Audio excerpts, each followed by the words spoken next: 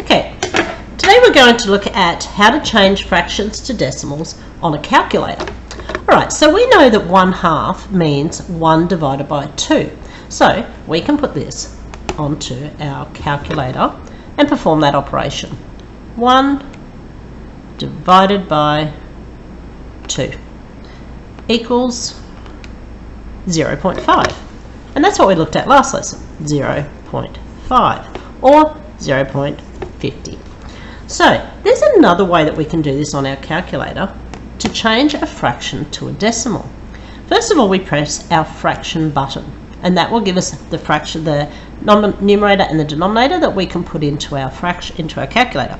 So on the top we've got our numerator, which was 1. Press your blue button down to go down to your denominator and put in your 2, and press equals.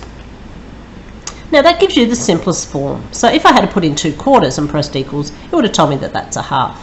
But now I want to change that to a decimal.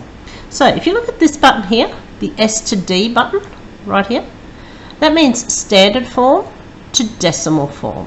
So I want to change my half to a decimal. I can just press that button there and it tells me 0.5.